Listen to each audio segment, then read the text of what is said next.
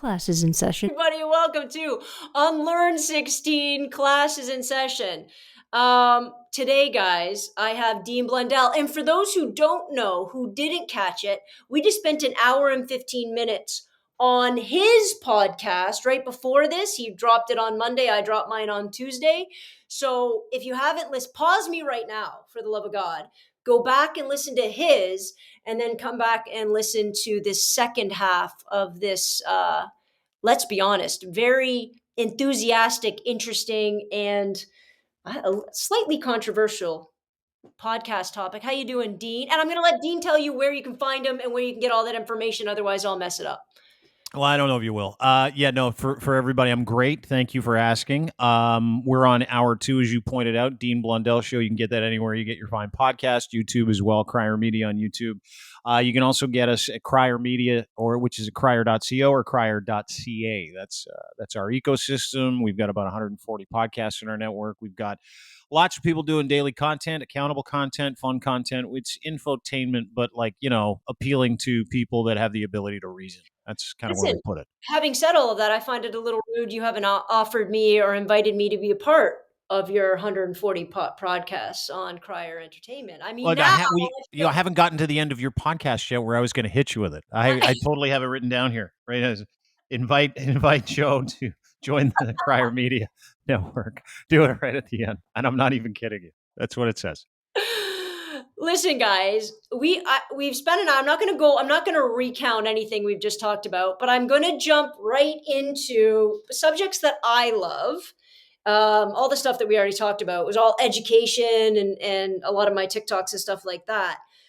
But Dean, you have been active in media since the 90s, originally on radio, a couple different radio stations in different capacities, and then with your podcast and all your social media stuff.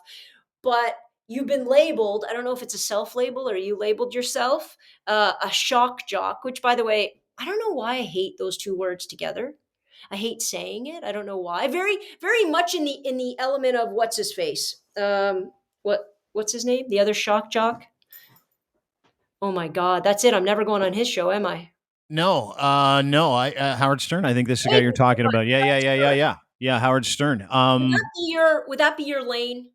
No. It's no, and I'm glad you asked. It's interesting because I did radio for about 15 years. Right. And keep in mind, back in when did I get into radio? 1997. Really came to Toronto in 2001 to 2014, 15. That was 15 years really at 2 radio stations. One where I think the content that we did, you could consider it shocking, I think, by and large. Keep in mind, this is, right?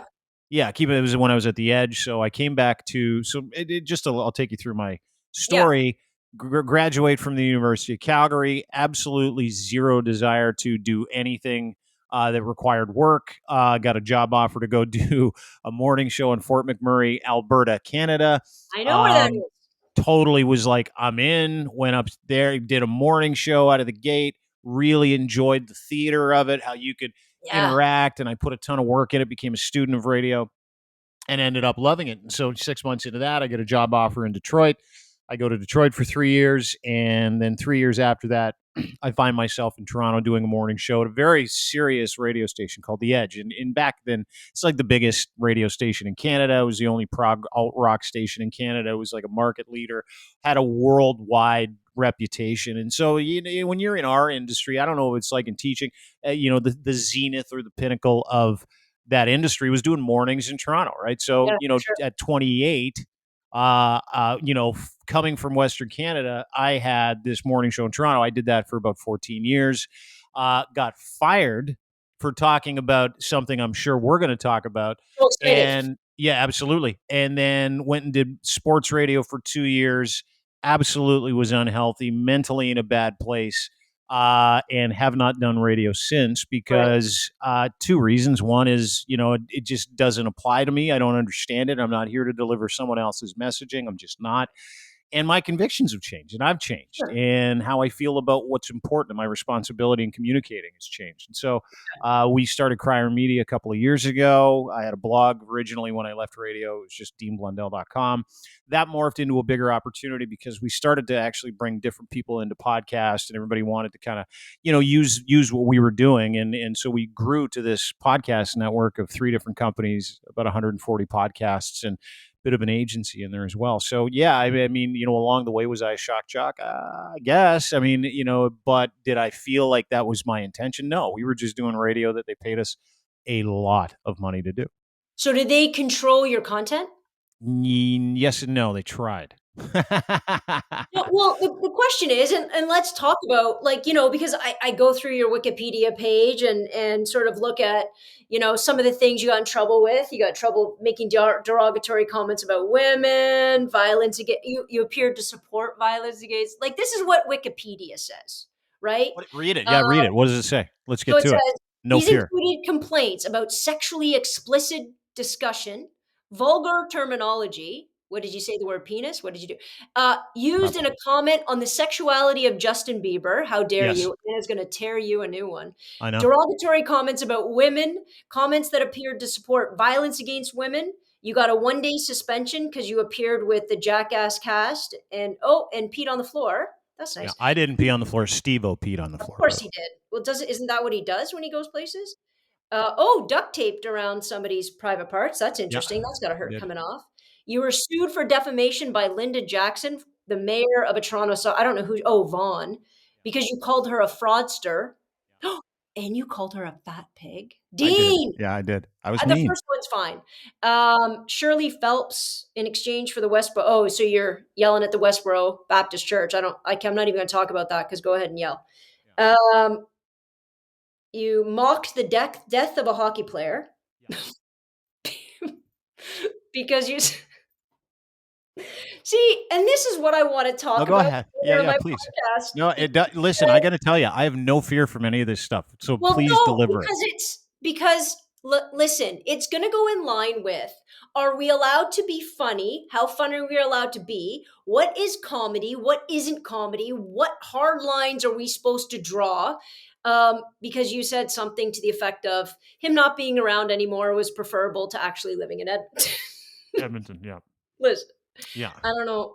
Um, Lots of complaints from the council, the I'm Canadian. the Canadian record holder for CBSE You're the complaints. Canadian record holder.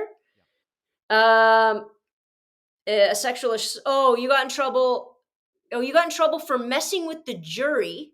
So jury tampering because you talked about a case at a bathhouse, and you were criticized for being homophobic Yeah. and causing a mistrial because you Yes. discussed uh, jury deliberations. Correct. That's a lot. That's It is. and then I get to your subsequent career, but that's a lot of things. Let's talk about why you got fired. You want me to tell you why I got hired or fired, or why I really got fired? From I The want Edge, you to right? tell You me talking about that? both. Yeah, because Okay. there's Yeah. always the perception and the truth. Yes. Yeah. And the perception is deadly, right? And I'm a big Definitely. fan of, yeah, Yeah. absolutely. It's and it's funny because when you and I started to get to know each other on Twitter, Twitter's kind of a funny community. You got some influencers and people that push content, and Oh, you can see their content aligning. And you and I started interacting on Twitter. Do you remember that? It was about 4, 5, 6 months ago, yeah. maybe. And we're interacting, and all of a sudden, people started peppering you with replies, going, "He hates gay people. Stay away Yeah. from him." Do you Yeah. remember Yeah. that? Yeah. Yeah. And I'm like, Remember seems like he doesn't, but okay. Yeah. that? Did he make a homophobic comment in 1997? Listen, I made a homophobic comment in 1997. So I don't know what the standards we hold people to are asinine. And mostly in the 90s when we were all being idiots and still sort of perpetrating and utilizing all of this language that is 100% not acceptable in 2023. Guess what? The rest of us weren't on the radio. I was just sitting in class talking to my friend or whatever. And when you get this, sort of documentation because you are in media at the time, I think it's fascinating what we hold people to account for today, because after spending an hour and a half with you just a second ago and obviously looking at all your tweets, you go a little harder in the paint than I do when it comes to insulting people. Yeah, big fan. You do it differently, right? You do it differently. But outside of that, I would probably argue that 90% of who we are very much align, and very much align in the sense that we also believe that we're not, you know, we're not at the end of our learning, meaning every single day we try to learn something new and try to get better. And as long as I'm trying to do that, what else are you expecting from anybody? I don't understand. Well, and that's the definition portion of how I live my life today. You know, you ask why I got fired from the Edge, and it's very very simple. You know, I was allowed to do whatever I wanted for an extended period of time because we were incredibly successful. Just to Yeah, kind of understand how radio ratings work, sure. right? Is when you are a high performer on the radio, back when on demand content didn't exist. This is like, you know, pre iPhone, pre podcast, pre on demand, pre Did we have Twitter, pre electricity everything. back then? I don't even know what. They barely, Yeah. yeah, running water and toilets had just appeared, and I was on the radio. No, but it was a real thing. Like we got sideswiped by social media, but I'll get to that later. Maybe who cares if we do or not? My point is that when I was on the radio in 2001, what you were asked to do was to be of a certain culture. You were asked to deliver certain content for a specific audience, and that audience loved aggressive hard rock, male dominated. The There it goal is. was to of the Yeah. company was to corner, or as they said when I worked at Chorus, we had two radio stations, the Edge and Q, build a wall of men, so that if you had to advertise something on the radio, That's where you you came. had to buy it from one of two stations, and we owned both of them. Derringer did the morning show on Q. I did the morning show on Edge. Collectively, we had about 80% of the city listening to both of those shows. If you were a man, you listened to either myself or John. Right. So, what came with that? What came with that was this devil may care advocacy for every group, but we also thought that that advocacy earned us the right to take the strip off of or feed into stereotypes when it comes to Sure. that content, right? Yeah. Whereas, you know, and I'll give you an example. We had two recurring co-hosts at the Edge. One, his name was Gay Jeff. Well, it's just His the name was easiest thing. Dave. Gage, well, his name was Jeff, but we went with Gay Jeff. And the other one was Lou, who's now a tattoo artist, lovely lady, named Oh my Lesbian Lou. Lesbian Lou Paracelli. Yeah, God. yeah. Wait. Do you She's know your tat artist, isn't she? She is. she's one of my best friends? Lou is? Louise is one of my best friends. I've known her for She 10 years. did she not tell you that she was on our show? Did she do all Oh that my ink on God. you? Oh, I knew she was Lesbian Lou, by the way. Yeah. That's what she was. That's how she got famous. I didn't know it was with you on your. I had no idea because I Oh didn't yeah. listen to her back then. Yeah. Oh my God. That's so funny. Okay. There's the connection. I mean, just That's so us cool. talking, we're like, oh, okay, like 2 There degrees it is. over there, you know. Yeah. And so Lou is still to this day one of my very good friends. Oh As is my Lou's wife God. Stacy. Yeah, lovely people. Yeah, Oh my. and they're a cute little boy. I mean, they're just one of the coolest families in the world. She's like a world famous tattoo artist now, Yeah. and she's booked Did she for just publish years. a book? Did you see her cookbook? She did, yeah. She published a cookbook. We're gonna have her on the show to talk about it, as a matter of fact. So Oh maybe we'll bring my her into that too. Yeah, God. yeah, yeah, yeah. Yeah.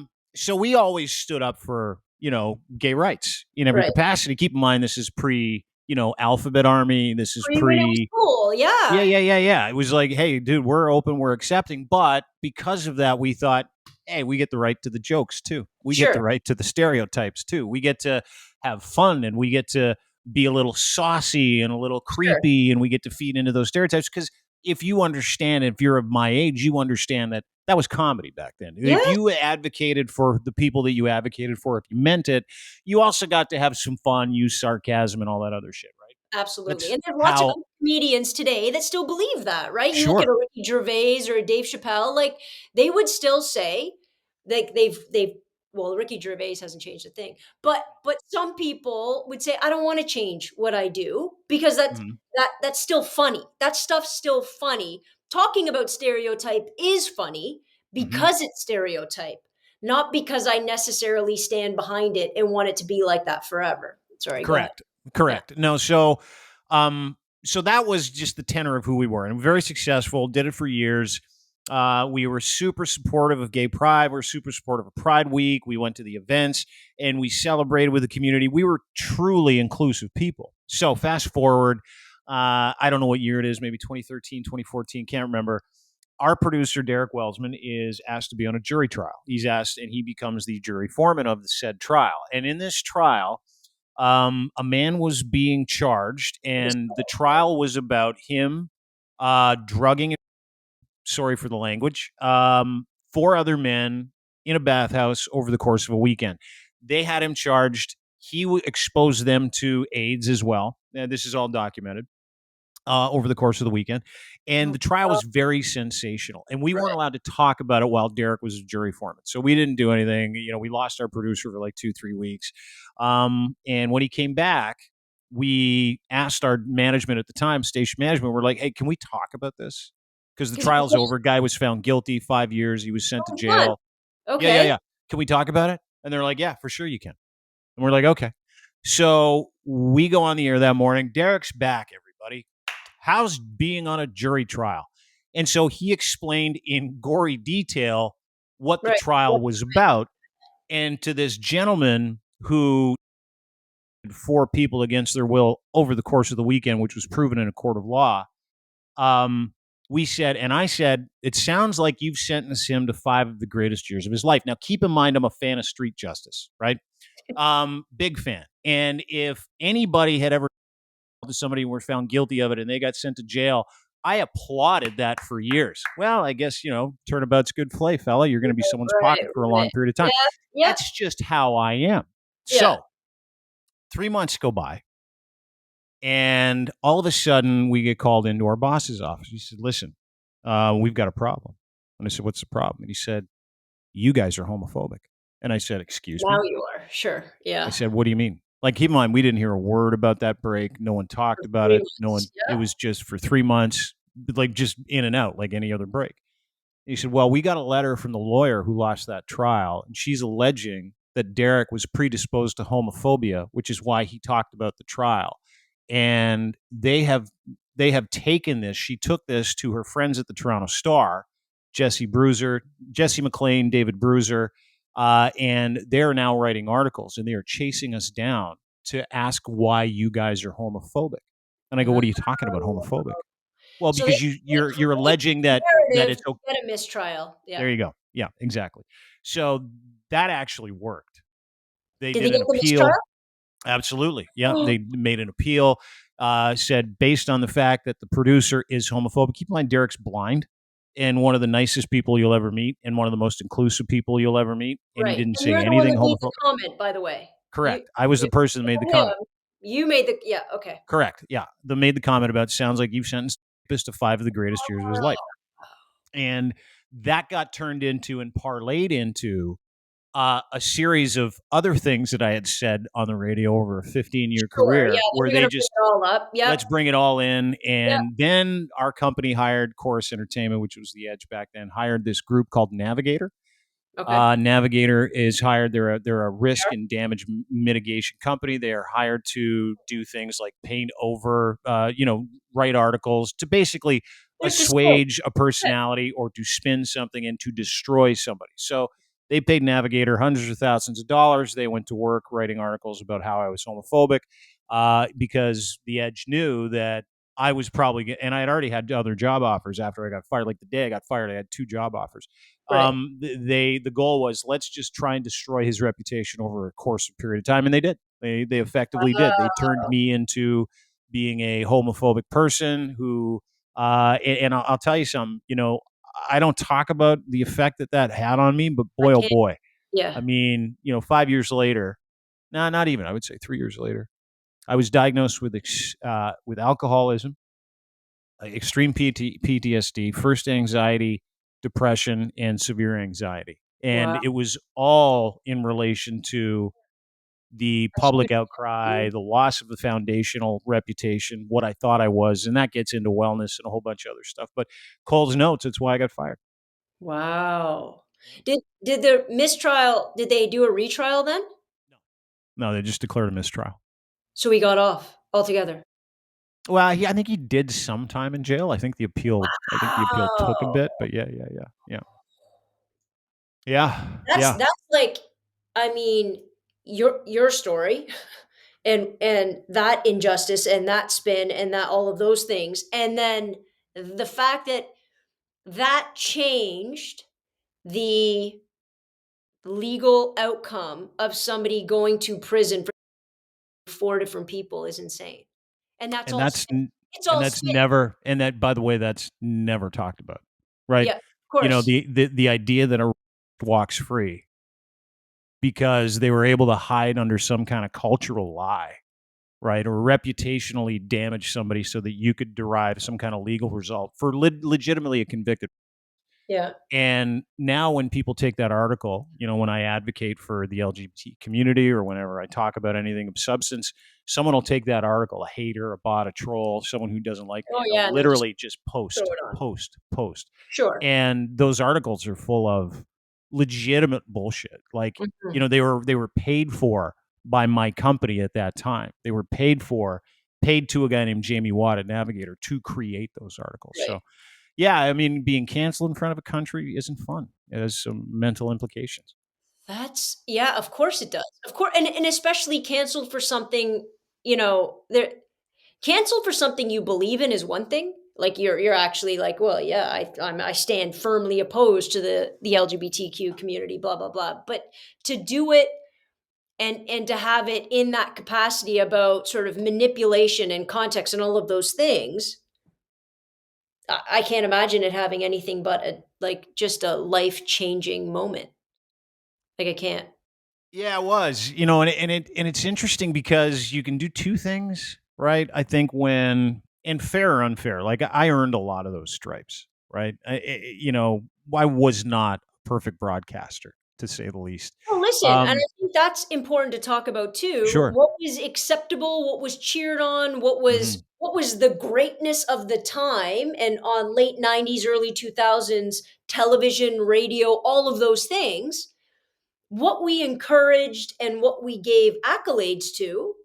And then when that flipped, when that changed, when all of a sudden we became more intelligent, more aware, more responsible, and Hmm. all of a sudden we get to apply this morality to then, I don't to me, that has never been fair. It is fair to say, holy crap, back then, and I talk about me being in high school, holy crap, back then, I was uneducated. I was Hmm. unaware. Look at how easy I slid into that. Look at how easy I spoke about things like that. That's a good conversation. That's a Hmm. great conversation, actually. Um, but to hold us to the same standards, it's mind-boggling that we do this to anybody. I remember watching, I think, Teen Wolf not too long ago with Michael J. Fox. And the amount of times they use and I won't say it, but the FAG word, it's their thing that they just constantly drive and drive and drive and drive. And Yeah. it's still one of these movies that's like, oh, it's the best movie ever. I'm like, you should play a drinking game to how many homophobic slurs was allowed in that movie. But then Hmm. you start watching all of the movies in the late 80s and early 90s, and you go, oh, and we're expecting everybody in that culture to not speak a certain way or to not have a certain perception and not be bigoted and stereotypical in a certain way. Meanwhile, the entirety of our media is. That doesn't make any sense. You can own it. You can say, shoot, I really was like blinders on, no idea, no awareness. Yeah, we can talk about that. But, nobody's canceling Michael J. Fox for reading those lines.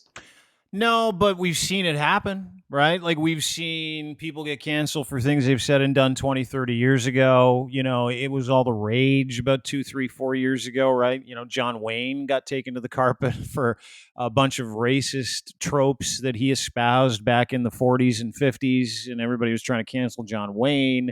Eddie Murphy's Delirious. They tried to cancel that. Dave Chappelle generally gets canceled for things that he says, But generally they've speaking today, but in the never past, been canceled. They no, haven't some been. people Everybody haven't. talks about cancel culture as though Dave Chapp Dave Chappelle has never been canceled. I mean, people come at him, yes, but, like, these people have never ever been canceled, even when, and I'm not going to talk about it too much because I don't want to give him the attention, but Bill Cosby gets convicted, and they're still talking about when he gets out and it gets overturned, he's going to go back on the road, and those shows would still be sold out. Totally, they would.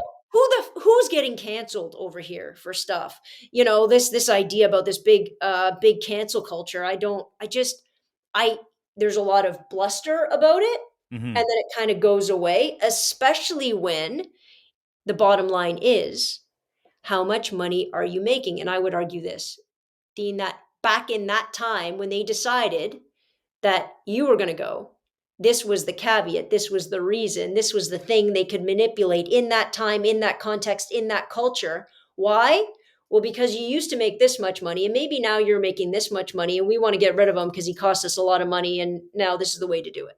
100%. Yeah, That's yeah, my yeah. You couldn't be more right. It was a big ticket. I mean, a lot of money, and it was like a 13, 14-year run where they're like, I don't yes. think we can pay him any more money. That's part of it. I think the history is part. Listen, when something like that happens to anybody, right, where your reputation, the idea of yourself gets taken away from you, whether you did it or not. Yeah, If yeah, you yeah. don't, if you're not in a mind frame, if you don't have that educational mindset of, okay, this happened, I need to figure out why, right? Right. Why? That's the first thing. The second thing is, and if you don't ask yourself this question, and I truly believe this to be true, what was my role? And let's deal with that Yeah. first, right? Let's talk about my role in my life. Let's talk about what I said or did that gave anybody an excuse to do X to me. Or let's talk about the accountability portion and why I am in this unhappy place where life around me changed, right? Right. Doesn't matter what it is. Yeah. And this is highly applicable to everybody out there, right? Whether someone takes advantage of your reputation at work, school, online, doesn't matter what it is. If you don't take the time to legitimately learn Hmm. about your role in your life, because these things don't just happen to people. Sometimes they do, and that's a nightmare for people, right? People of great education, great reputation, whose life gets taken away from them to no fault of their own. It rarely, Rarely. rarely Yeah. happens. True. Regardless of how my life happened then, I was still accountable for it. And let me explain that to you real quick. I spent 13 to 14 years like a machine gun of anger and frustration and jokes at people's expenses because I thought I was entitled to all of them. Now, having said that, I'm also very, very proud in the context of the time of the job we did. Hmm. It wasn't a fire hose every day of hatred, anger, marginalizing people for jokes, taking advantage of stereotypes. No, no, no, no, no, no, no. But we absolutely hurt people who didn't deserve it. And my light went on in a couple of different examples of where I thought, fuck, if I don't learn from this, Joanna, then Yeah. it's a lost cause. The light went on after I left The Edge and after I left radio completely in two circumstances. One was an article I read in Rolling Stone where they were interviewing David Letterman about his views of interviewing people that are of different sexual persuasions. And one of the things he said is, I don't understand when there are individuals who are trying to figure out who they are and they're already on this journey that is so much more difficult than mine, why we make jokes, crack jokes, and throw logs on their path Yeah. in the Sure. journey of life. Like, why do we do that? Right. And so I'm like, oh my God, that makes sense to me. That for the first time in my life made sense to me. True. And the second thing that happened is I watched George Floyd die. Mm. And I had to challenge, and when I heard something, someone said something, it was Karima, who I work with, Karima Saad, who's a videographer. She said, people don't understand their cognitive bias.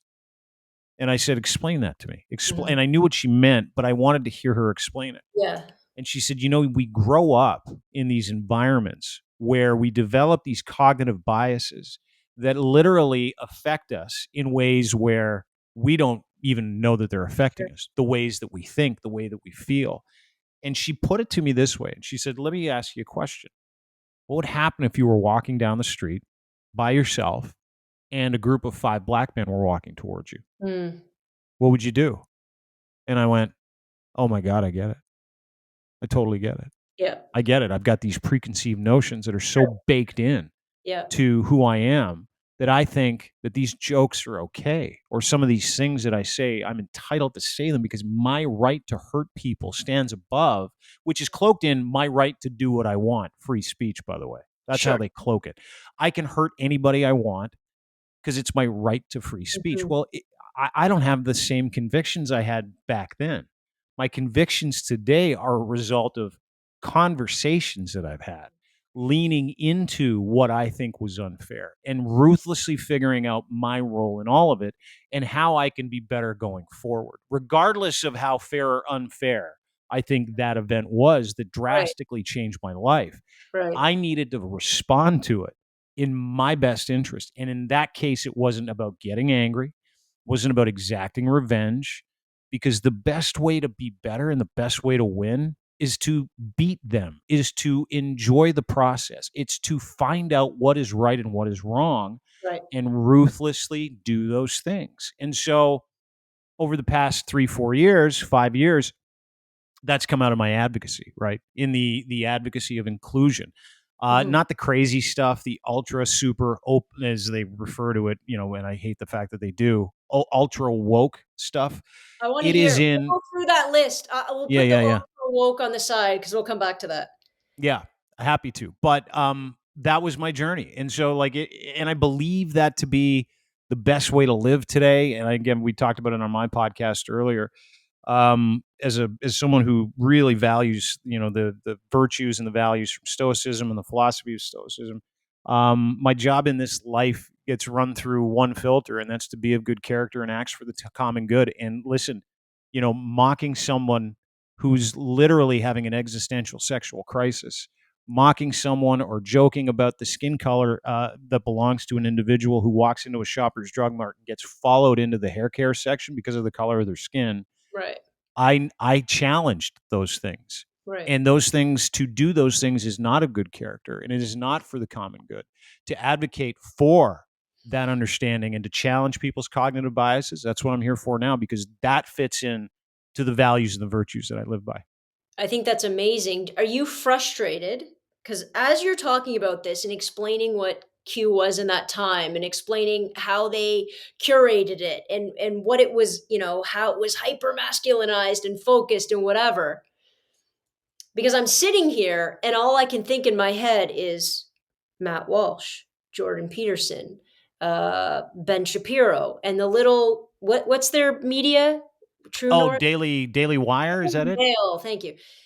All I think about is that little enclave of pseudo academics using pseudo academic language to do exactly what you used to do under the pretense of actually having intellectual discourse surrounding it. Instead of making the offhanded joke, instead of using the language we're not allowed to use anymore, right? What they've done on that channel is they figured out how to say everything you pretty much got fired for saying and everybody else is getting canceled for.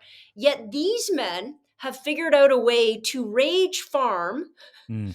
masculinized, hyper masculinized culture, along with Andrew Tate somewhere in the background with his stupid cars. They've weaponized and exacerbated this masculinized, toxic masculine culture, but they've Hmm. done it in a way as the pretense we're not joking, guys. There's Mm. no joke here. We're doing it because I have proven clinically that I'm right. I have proven academically that I am right. I've gone out and done this big thing on what is a woman. Look at nobody's been able to answer my question. I've gone, I have a PhD and I have all these academic accolades. Obviously, I'm a lawyer. I'm highly educated. Yet, in my opinion, their channel is exclusively for doing exactly what you were told to do and you were conditioned to do because it made that channel boatloads of freaking money, as it's making them boatloads of money right now to do the same thing but do it differently. So you're leaning into something that I think about quite a bit, and that is, when when guys like Jordan Peterson, Ben Shapiro, Matt Walsh, just the dregs of the dregs, right? Just the hateful, colonial, chauvinist, hurtful, um, unempathetic, uneducated, return to barefoot women, gay people are an aberration, kids should be seen and not heard bullshit. That is Hey. they and we I go back to the conversation we had in our podcast like an hour and a half ago, Joe. Mm, Is it's for them, it's a couple of things. One is they know that they cannot exist in a progressive society. right, So they have to do two things. They have to be overtly outrageous, and they have to pretend that they're the warriors for the right. things that their culture is now being told are no mas, can't do it. You can't make fun of people, you can't use the R word, you can't mock someone's gender, you can't be Yeah. mean or hurtful to somebody who can't change who they are. They just don't care, because to that point that you made on my podcast, that life doesn't fit into the cast that they were brought up to believe is right. Right. And then include the fact that their Lord and Savior also demands them to believe these things because the afterlife legitimately depends on it. They have nowhere to go but to get together and to have all their subscribers give them $5 to $10 a month, because they are not brand safe. The only economy that exists is in the economy of that hatred. And Yes. that actually has to get fed to a very specific group of people who share those same very specific hateful values. Now, in that is your case study for where we're at. And let me explain that real quick. In my opinion, where we're at is the idea that everybody should be able to share these same progressive values, right?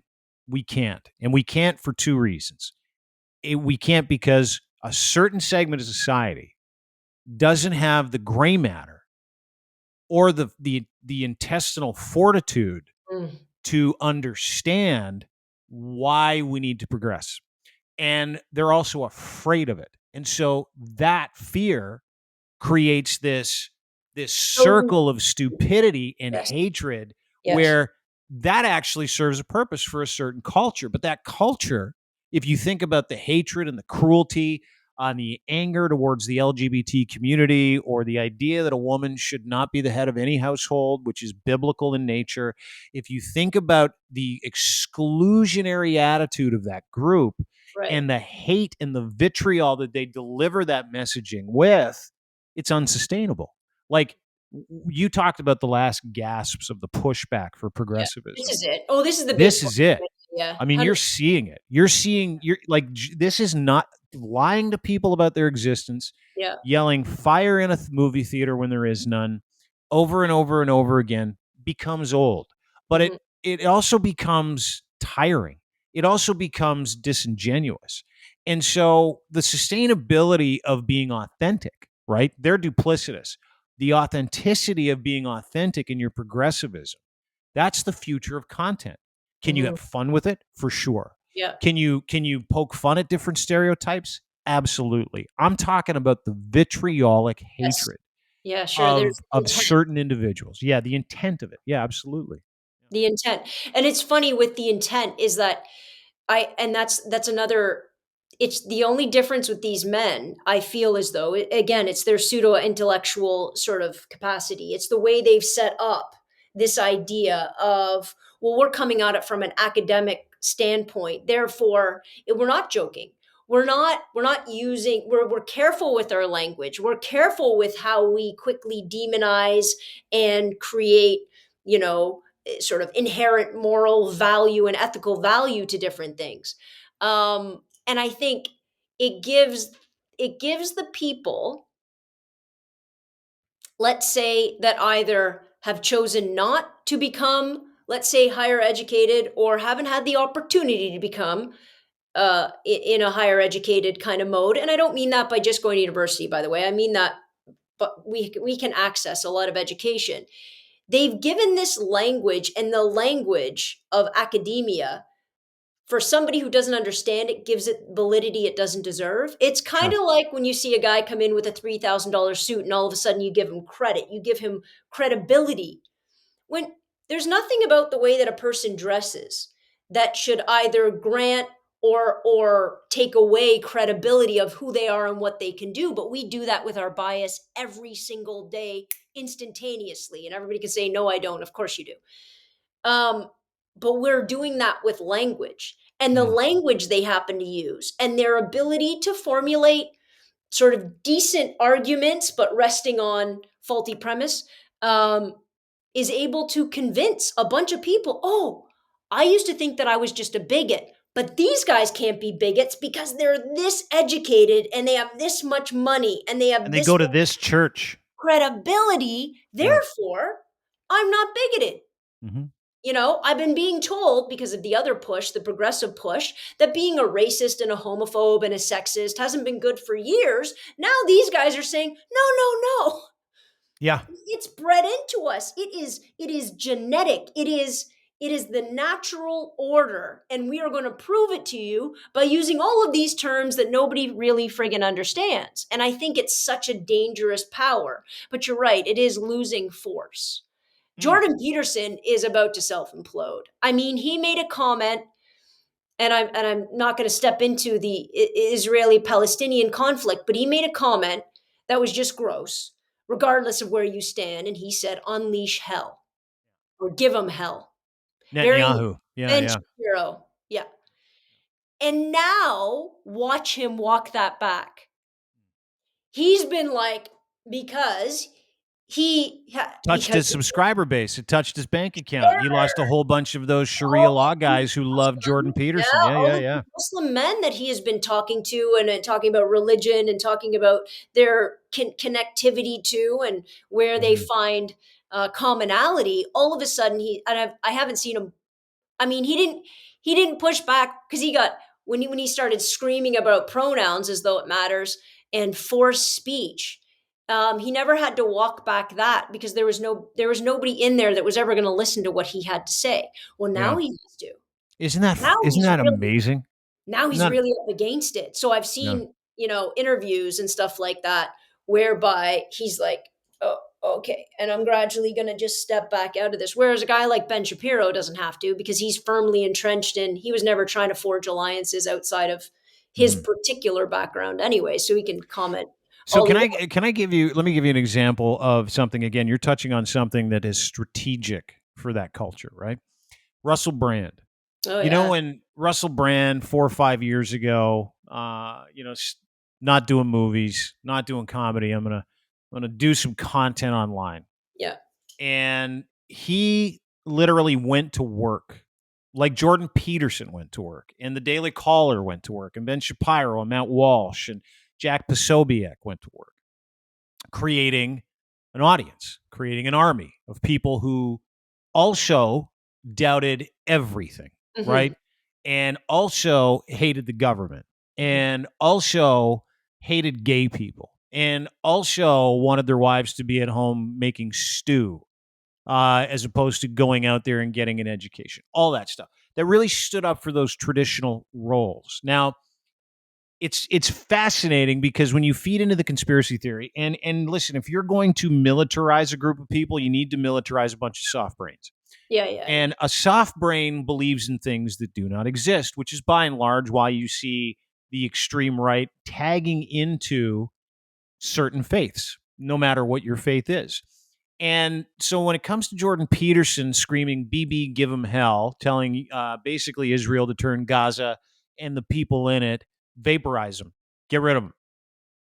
What guys like Jordan Peterson don't understand is that any radicalized person from anything to do with his faith will listen to him because he has spent years developing that audience, Right. radicalizing that audience into doing two things: believing A, he is the truth because he aligns with their values. So he's literally, it's like chum, it's like fishing with chum. Right. And then B, he wants them to continue to pay him because he knows in the real world he is A, not brand safe, and he is irresponsible, and he holds angry, shitty views that you cannot monetize. So they Right. spent years creating this perception, this academic perception that they might be onto something by going back in time, or being hateful, or being mean, or justifying that hateful, mean bullshit. So they are literally protected from, like Russell Brand, Mhm. literally tried to protect himself from the consequences of being an asshole or a sexual abuser or By a saying, hateful. oh, Correct. straight up. Correct. Well, Correct. you And know who so introduced that in a real way? Donald Trump. Yeah, fake news. Damn Yeah. it. Right. Yeah.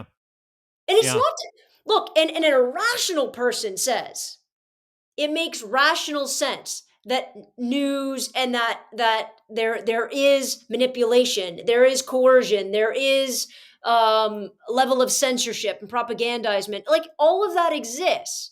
But to be able to say that and to claim what's fake and what's real because you said so. Oh, it works all the Donald time, Trump needs though. to go to jail, but damn it, that was genius. What Right. he did with that was genius. And that's why he can stand up and say those election results are false. They Mm-hmm. stole the election. It's all Mm-hmm. fake news. Mm-hmm. And then flip when a news story suits them, say, oh, see, now they're telling the truth. Good Yeah. job, guys. And people believe it. Sure.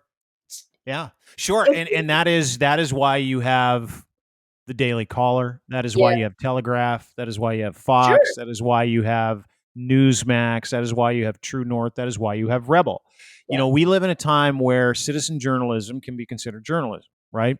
And citizens are human beings, and they all have different values and perspectives and ideologies. Mhm. Well, someone on the right about 10, 15 years ago was like, "Hmm, let's just start the Sun News Network Right. and call it news. And let's espouse the views of the political parties and the executive relationships that belong to the people at Sun News Network to drive a seriously conservative result. Let's do At that. grade 8 reading level. Maybe if you're being generous, Joanna. Right. Let's make sure it's in crayon. We'll use lots of pictures Big, big. and memes. Yeah. And then we've seen the culturalization of news over the past little while because certain cultures understand that illegitimacy needs to look legitimate if you're going to radicalize stupid people. Therefore, Therefore, that is considered news in some circles. Rebel News is considered news. True Right. North is considered news. Fox News is considered news. They've been peddling the big lie for the past 3 years. Like it is legitimately, we live in the most bizarre time and information. And to the average human being, Joanna, like you and me, who's 40s in her 50s, we used to sit down at 6 o'clock and go, that's the news. That's the Right. truth, right? No, no, no, no. You got to go to 4 or 5 sources now to figure out the news. And when you can trigger someone emotionally, no one's going to those other sources. Well, it's So funny it's when kind of the people perfect storm. I think it's also funny when people think that this is new. It's really not new. I mean, I go back when I teach Hertz and Pulitzer and we talk about yellow journalism, it was the same. Exaggeration and sensationalism sells papers. Mm-hmm. That's what sells stories. And so when you now couple the news with making money, Mm-hmm. you're always going to get, and I won't even say his name, but you're always going to get sort of an economic slant or a making money slant on what you're going to put on your station. I reference the newsroom all the time because I think it was one of the most brilliant TV shows that was ever put on TV. I don't know if you ever watched it with Oh, William Jeff Hurt. Daniels? Yeah, yeah, yeah, yeah. Yeah. I always confuse William Hurt and Jeff Dan. Anyways, it was brilliant. And it was brilliant. My only caveat with it is you pretended as though it was a change in Mm-hmm. news when it wasn't. I Mm-hmm. don't think it was. I Mm-hmm. think the extremity of it maybe. I think the reach of it maybe. I Mm-hmm. think the ways in which people could quickly access and then gain some sort, sure, But let's not pretend as though newspapers weren't always about making money. News stations weren't always about making money. And when you put that in full swing, you're going to get the Kardashians on CNN. And once you get the Kardashians on CNN, now what are we doing? What are we doing here? What is news? What isn't news? And if people don't want to hear, and let's be honest, most of people don't want to hear the truth. They want to hear something that's going to make them feel good or feel Mm, superior or feel just and righteous in what they've been doing. They want to hear that. So if I can figure out what that is, then I am going to gear my news program to that to make those people feel good so they tune in and my advertising goes up, yeah. Yeah. right? That's not You've nailed new. it. No, you've nailed it. You know, like when we grew up, news was about information, right? Where I get my information from. Right. Today, news is about affirmation. It's got nothing to do with information. It's got to do with the same MO that forces somebody, instead of Googling, talk about vaccine efficacy or tell me about this vaccine, they Google, will I die if I Yeah, take the they vaccine? direct what they're gonna pull. Yeah, yeah, yeah. Correct, correct. And so those people, I call them the Facebook news crew, um, live in this echo chamber of affirmation, not information. And news outlets, executives of certain, stripes, whether it be a religious stripe, a political stripe, and they go hand in hand, or really when it comes to commerce, have understood that. They understand that in the case of Fox News, crazy people believe crazy things and they're willing to do crazy things to keep those crazy things in their lives. And so they know that Fox News people will watch that for affirmation because deep down they know they're wrong. So every single day they're Yeah. going, I got to go back to the well just to make sure I'm right. I Right, got to go right. back to the well, make sure my community's saying the same thing. I got to go back to the well. And in that process, you get the radicalization of certain people and how they look at things. And so they don't even want to look at other stuff, specifically of the religious right. Secular text, secular music, secular news, secular ideas are literally pushed out of the education process in any educational performance area where it's faith based. Mhm. By and large, the GOP is a faith based party. By and large, in Canada, Conservatives, another faith based party. And those faith based parties will tell people and they will literally, like a guy like Pierre Poilievre, he'll only do interviews in Canada with the alt right news outlets, the Sure. cultural news outlets that are feeding people that steady stream of radicalized affirmation. Mhm. So a guy like Pierre, he's not going to stand in front of CBC because his goal is then to tell everybody you can't trust CBC Sure. because he wants people to not get their news there. He wants to funnel them over to his friends' publications so they can make money. He can get out that skewed messaging, and it is legitimately considered news by some people. But it's only considered news if you're dumb. I don't think so going pre this, right? So when we're talking about, let's say, this shift in sort of entertainment news, right? That connection, let me shift from that for a second because when I think about pre-social media, pre-internet, I still don't know if I'm buying that somehow we were informational because I think we were, but I think the level of bias that we carried was so significant that we weren't actually informational. I'll give you an example. So I've been teaching for 20 years, probably in the last, let's say, 10 or 12, the Canadian history textbook has included Indigenous peoples and the actual partial truths, not the full truth, but partial truths about residential schools, about treaty rights, about all that stuff, right? Now, here's the caveat. Prior to 20 years ago, or when I started, really, because the internet really didn't become significant, let's say until 2005, 2006, right? My first few years, the only viable source of information, the only justifiable source was that textbook I held in my hand and me. Well, that's an awful lot of power for one textbook that we know right now is horrifically biased, and for a teacher who also grew up never learning about any of the things I've just discussed. I got my undergrad in political science and history. We never talked about Indigenous people. I got my master's at York University, arguably one of the most left leaning institutions in all of Canada. Never talked about it in York University. And then I went on to be a teacher. So without the internet, right? Or, I mean, I have a particular connection because I've had some personal experiences within the Indigenous community, which is why I taught it a lot earlier than some. But assuming we don't have those connections, now we have an entire educational system and somewhat of a new system predicated on the A lie. information that they chose to give and the very Mhm. narrow view of society that they would have had running those news stations. They would have been all white, all Christian, predominantly all men back in the day. Do Mhm. we really think that was informational, or do we think perhaps it was informational for all the information that they deemed, their producers deemed, their advertisers deemed valid, important, and essential?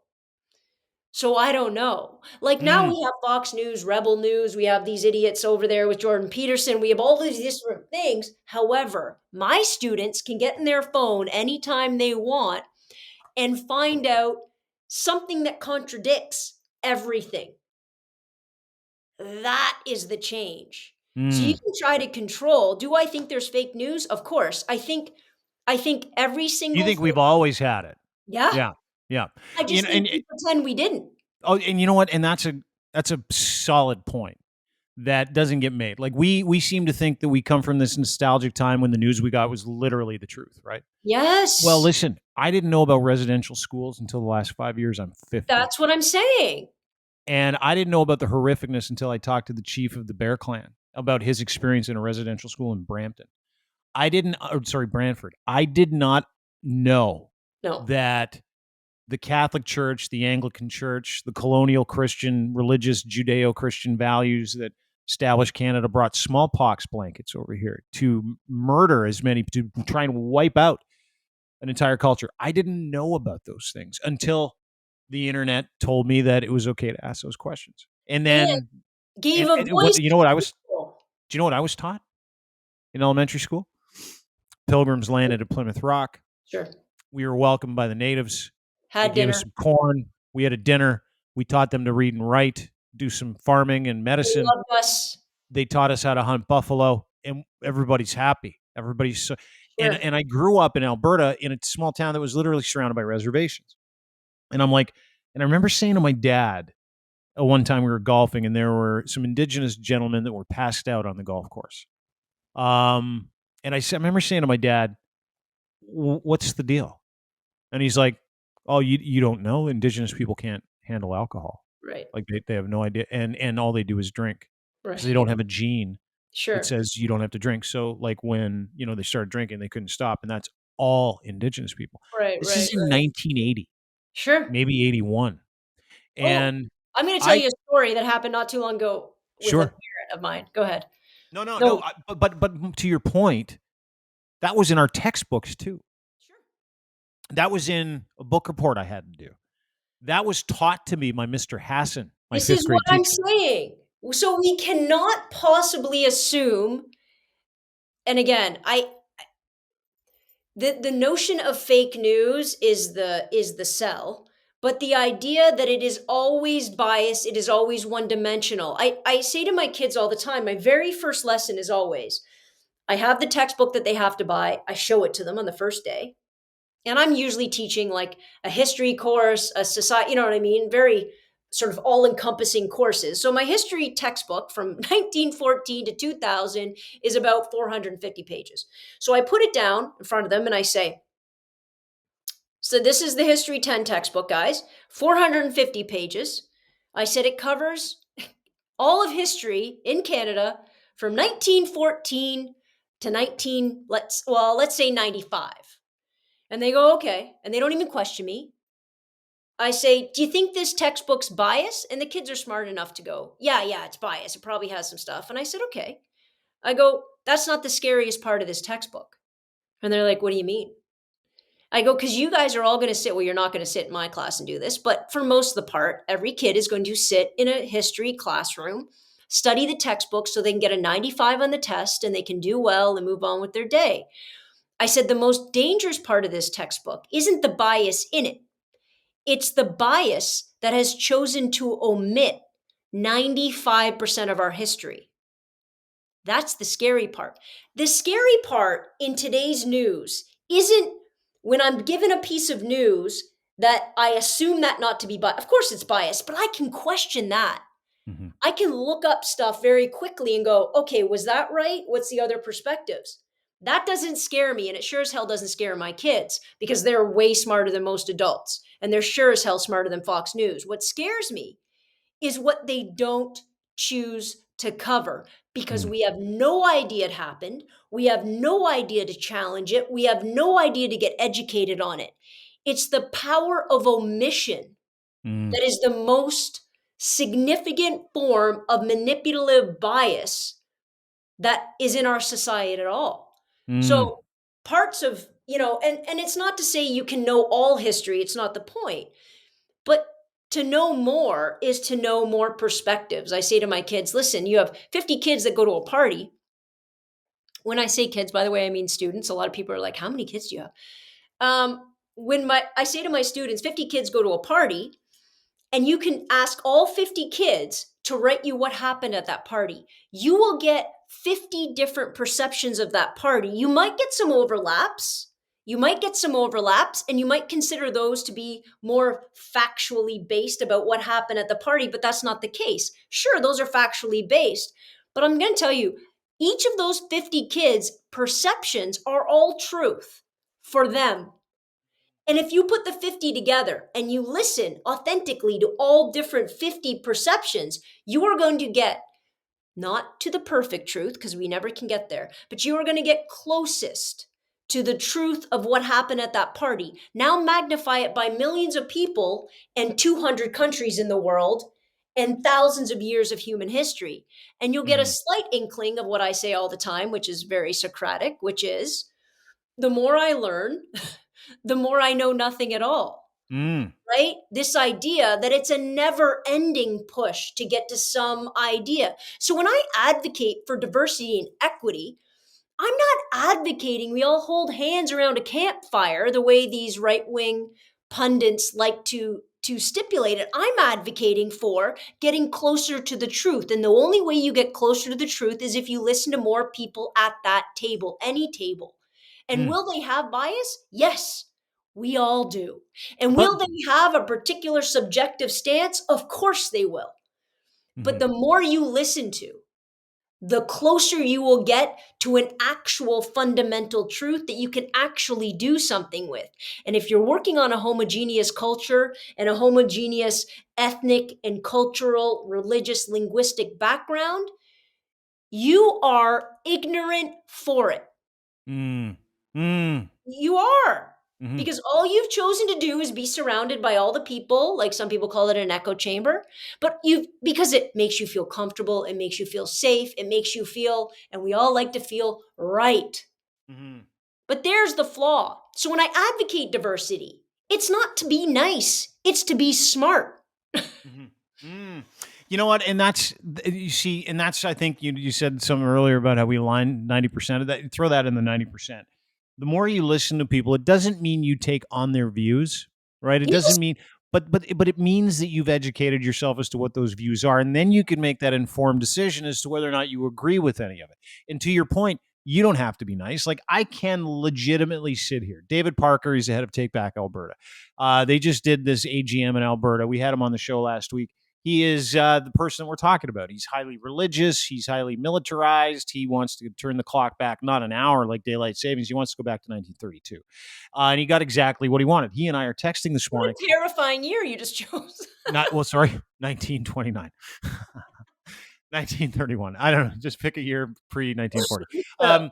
So he and I have very specifically different backgrounds, different understandings, but we come from life from the same genesis, which is, evangelical faith. Then you go out in the world and you go figure it out. Now he's gone hard line. I've gone completely off the reservation. But my whole understanding of where I'm at today is from listening to people and Mhm. then formulating an opinion based on two things: reason, and accountability. Just Mhm. those two things. What Yep. is the reasoning behind this? Does it make sense to me? So Is it for the listen, good? from reason, I can say, I'm not going to believe in a sky daddy because I can't prove it. So there's no reason for me to believe that. I'm going to believe in myself and what I'm capable of. I'm going to believe in higher education. I'm going to believe in psychological treatment. I'm going to believe in emotional and mental awareness. And I'm going to do the work in those areas so I can be that person. Right. Right. The other side of the equation doesn't believe in any of those things because those are all science based and those are all accountability based. Yep. And they're going to take that ideology from a book that says, here's what you believe. Here is your operating system for That's life. what people want. Yes. And so they adopt an operating system Yes. based on 2,000-year-old scriptures that Yes. says, here's what you have to believe, Yeah. as opposed to employing reason or critical thought Yeah. to come up with your own operating system, your own values, and your own virtues. And There you so that's easy for me to disclude and not include someone seriously when they come to me and they say something like, well, listen, if you're a big fan of other people's ideologies, you should be willing to sit here to mine. Guaranteed, I probably have. go. And if I Mhm. treat you with any kind of injustice, it's because you're ridiculous and And your your purpose ideology doesn't apply to is me. your Correct. your It- ideology is there in order to create bigotry, hatred, and injustice. I'm not going to stand beside that. And I right. say that often, right? A lot of people will say, oh, well, Joanna, if you're so, you love all religions and faiths and you don't ever want to be discriminatory, why don't you like this part of this? I'm like, whoa, whoa, whoa. I think it's beautiful that somebody has a personal belief in a higher power. I think it's a connectivity. I think there's some beauty in there. Having said that, I believe in personal freedom. And as soon as anything attempts to take away that freedom, then I'm going to question why they're taking it away and what purpose it's serving. And there are some freedoms we all give up, and because people will be like, "Oh, well, we can't be completely free." I said, "Absolutely not. As soon as my freedom interferes with somebody else's, we need to then balance that equation. I don't get Mhm. to drive 160 kilometers on the road because that puts other people's lives at risk. That is What? reasonable." Aren't you free to do it though? Just Right? in Germany Oh, on one road. I've been on Um, the Autobahn, by the way. It is fun going 180 on a bus. I was on a bus doing Really. 180. Yeah, yeah, yeah. But I think that that's an interesting conversation, and people will Mhm. be, when people talk to me about their conservative ideology, and they're like, "Well, you just don't like conservatives." I'm like, I just don't get it. I don't get why you would want to fundamentally want to conserve something. Forget everything else. The idea of conservatism is about conserving tradition. I'm very skeptical of having a starting point that is to conserve tradition just because it's always happened. When I look at history, Mm. there's not a lot of places I would like us to stop at. So if that's true, Mhm. then why would I harness myself to an ideology, forget political parties, but to an ideology that is premised in conserving what was? The only reason you do that is because it gives you the illusion, the pretense that you are safe and you're predictable and everything is going to always turn out that way. And And it it's just and not true. listen, Joe, and it goes against every law of nature There we to go. not progress, to Right. not change, to not educate, to There not get it is. better. To it like like we go back to this again. I think we talked about it in our podcast. Change is literally one of life's only guarantees. Change and death. That's it. It's the only And two things you got. And what? What'd you say? And and what? shopping. And shop. Are you a You bit asked of a me earlier, what shopper? do I do on a Sunday? I usually go shopping. I don't always, a lot of people think Clothes? I always Are you a buy stuff. clothes shopper? Or are you a knickknack shopper? What do you do? Close, close. You are a clothes horse. I Yeah, am. yeah. I It's see that gross. in your videos. You're always so well dressed. Like you're wearing this really cool red leather jacket, this Letterman jacket the other day in a video, and I'm like, Oh, I got that in a vintage place in oh, LA. it That is so was, like, one cool. of my most favorite Yeah, finds. yeah, But yeah, yeah. I'm not opposed to the whole nostalgia. Like, it really does resonate with me. My house is filled with like claymation cartoon figures from the Rudolph the Red-Nosed Reindeer movie, right? Like, I have a wall of toys that are all from my childhood because they make me feel a certain level of safety and nostalgia and loveliness. But I'm not stupid enough to think that we should go back to 1982 because it was better then. Hmm. There's a difference there. You can have both. You can love nostalgia, but you have to understand why it serves you and how it can't overtake the fact that we still need to progress, that we still need to change, that everything still needs to get better. What happens when someone graduates from grade 9 in your school? What happens next? Grade 10. They don't stay in grade 9? Yeah, exactly. Well, What it happens when they get to grade 10 and they graduate from grade depends on the 10? Where do grade they go? 9. You touched on a very soft subject. I don't grade 9s are problematic for me. Oh, I are don't they? do Well, grade forget 9. them. Let's go 10 to 11. What happens when you Yeah, graduate grade 10? sure. Where do you go? They Grade move 11? on. They get Yeah, yeah. smarter, hopefully. They get more What about at the end of high school, Joanna? What happens then? You go to hopefully post-secondary, right? years You open. progress. Right, right. We You learn progress a little to bit. something bigger, right? Why do books exist? Better. Why But do I books feel like when exist? people get out of school, Dean, Yeah. I think when people get out of school, and this is the reality, we've thrown away all of the brilliant philosophers. You're talking about philosophy earlier. Mhm. And I think of philosophers like Confucius, right? We're talking Mhm. thousands and thousands of years old. And the main driving force of that, people call it a religion, it's not, it's a philosophy. But the main driving force of that is you are always a student. If you're not Mm. always learning, you're doing a disservice to yourself and your community. And I think in our culture, we have said when you get out of university, you're good. Go do the same job you're going to do for the rest of your life. You've already learned, you've already got, and whether it's university, but that's it. That's what you're going to Yeah, do. it's amazing how when you're like 18 to 22, depending on what you've accomplished academically, you've arrived. You don't have to learn anymore. There's a whole MO God, out there like that, isn't I it? was so stupid at 23. Right? We knew Like, nothing. no, and I We didn't knew challenge nothing. anything. I didn't as a kid, I very much like today I talk about to my students breaking the box and questioning me and challenging me and don't ever think I know everything and don't ever think my ideas are the end of the world. But back then, when I was in high school, when I was in university, I didn't. I Yeah. didn't. I didn't challenge it. I learned how to whatever I needed to do and whatever course, whatever teacher I had, I learned what I needed to do. I did it and I moved on with my day. I didn't think outside of the box. I didn't critically think. I wasn't any of the things that I consider myself sort of more powerful today for doing. I did none of that.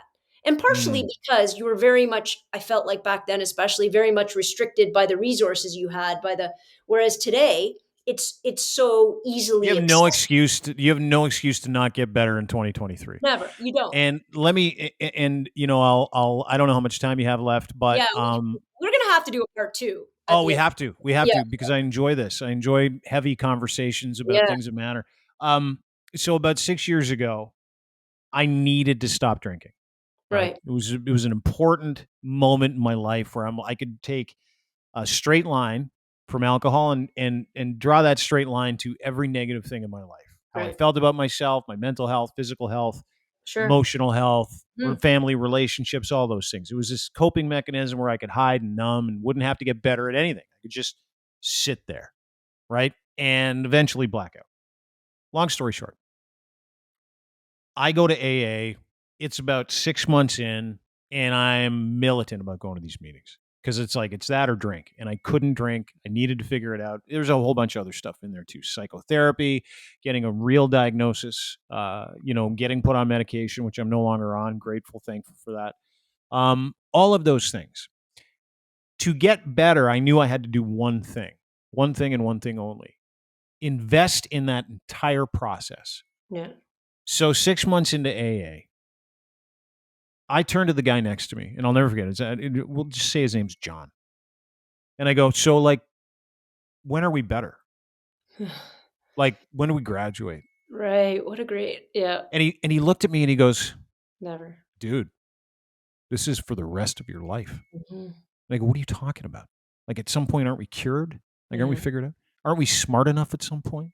And he goes, I hope you never ask that question in another meeting again. Right, right, right. And it was like a light bulb went off. It's like, oh, that's all of life.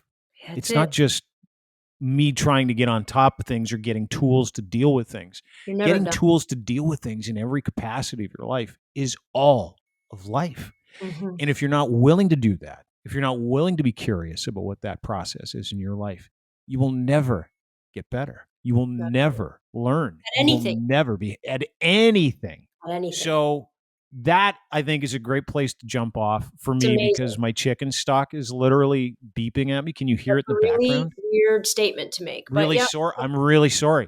stock is done. I've been given a lot of excuses before, Dean. Never that my chicken stock is done. No, it's not an excuse. I can run and go and turn it off, and I can No, come no, back, or no. we can pick up Absolutely. another time. We gotta do a part two. We've been on here All for right. probably almost 3 hours at this point. Can you just tell everybody where to find your podcast and all of your social media before we tap out here? Yeah, absolutely. Please go to crier.co, Crier Media. That is where we're at. We've got about 120 podcasts featuring very soon. Unlearn 16 tweets. School is in session. That's going to be coming, and I'm going to talk to you about that tomorrow. But you can find us at Crier Media, at it's Dean Blundell on Twitter, across all platforms. Go and watch all of our podcasts, including the one we did prior to this one with Joe. On YouTube. You can go to YouTube. You can go to Facebook. Dean Blundell Show on YouTube. Crier Media on YouTube. And I can't thank you enough. I've never, and having said this, I'm usually not at a loss for words, but rarely have I done a podcast with somebody where I've never met them before. Just mutual respect on social media Yeah, for similar right. values. Yeah. And it's almost like you brought friends from one group to meet friends from another, and you're just instantly friends. Don't let it ever be said that people with similar values can't be friends, regardless of where they're from or the life they've led. I count you as one today, and I really appreciate you having me. And I appreciate you for coming on the show. I think you're an amazing human. And I can't wait for us to have, to be honest, more conversations about more big issues, because I think it's going to be fascinating. And I really look forward to that. Me too. And for everybody who's listening, please go check out his podcast right before mine. Listen to the whole thing. Block out, I don't know, half of your evening for us. That would be amazing. And you guys know I will see you next Tuesday. Same bat time, same bat channel. Dismissed.